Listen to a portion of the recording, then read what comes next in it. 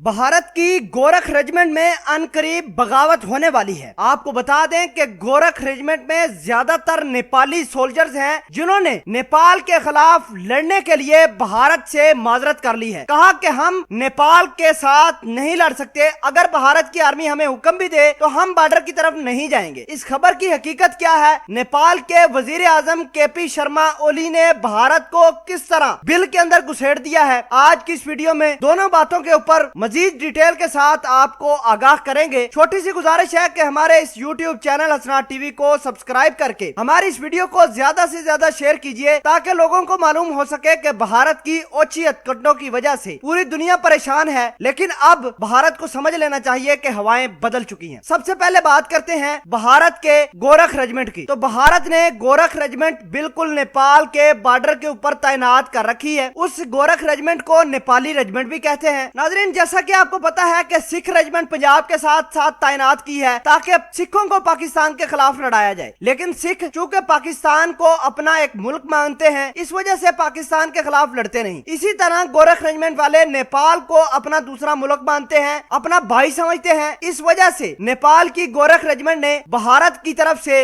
नेपाल के खिलाफ लड़ने से इनकारी की है। आपको ये बता दें कि भारत ने काला पानी और लीपू लेक को लेकर बड़ी ज्यादा टेंशन क्रिएट की है। नेपाल ने एक अपना नया नक्शा भी जारी किया है, उसमें यह दिखाया गया है कि लीपू लेक भी उसकी है, काला पानी वाला मकाम भी उसका है। भारत के राजनाथ सिंह वहां जाते हैं, सड़क बनाने का इफ्तिताह कर देते हैं, पीछे से नेपाल बगावत कर देता है कि भाई हमारे और भारत के दरमियान जितने भी ताल्लुकात हैं वो सो हैं। लेकिन अगर भारत ने नेपाल की जमीन हथियाने की कोशिश की तो उसको कड़ा जवाब दिया जाएगा। दूसरी जानब चाइना ने अपने फौजियों का ऐलान किया है कि अगर नेपाल ने चाइना से मदद तलब की तो नेपाल को चाइना भरपूर मदद देगा। आपको यह भी बता दें कि पिछले दिनों भारत ने नेपाल के इलाकों पर कब्जा करके भारत ने वहां घुस जाने की कोशिश की। बाद में चाइना ने धमकी दी थी कि अगर नेपाल के इलाकों पर भारत ने कब्जा करने की कोशिश की तो हम भारतीयों को उड़ा देंगे। नाजरीन ग्रामी, भारत ने नेपाल के इलाकों में घुसकर अपने झंडे भी लहराए थे, वहां फौजी कैंप्स लगा दिए थे, जिसके बाद हालात मजीद कशीदा हुए। आज नेपाल के वजीर आजम केपी शर्मा ओली ने भारत के खिलाफ एक और अलम बुलंद किया है। केपी ओली शर्मा का यह कहना है कि भारत का जो वायरस है वो पूरी दुनिया से खतरनाक है। पूरी दुनिया को मैं ये बताना चाहता हूँ कि भारत के वायरस से बचकर रहो। जिस किसी शख्स को भारत का वायरस लग गया उसकी जिंदगी तबाह, उसका मुल्क तबाह, उसके लोग तबाह। हमें ख्याल करना चाहिए कि भारतीयों के वायरस से परहेज करें। नाजरीन ग्रामी, ये तमाम तर खबरें देखकर भारत तिलमिला उठा। भारत ये कह रहा कि हमने नेपाल को हमेशा छोटे भाई की तरह ट्रीट किया है, नेपाल अब चाइना की बाजुओं में आ चुका है। मनोज नरबड़े बयान जारी करते हैं कि लीपू लेक और काला पानी का मामला सिर्फ और सिर्फ चाइना ने उठाया है। आपको यह भी बता दें कि चाइना ने नेपाल के अंदर बड़ी इन्वेस्टमेंट करनी शुरू कर दी है।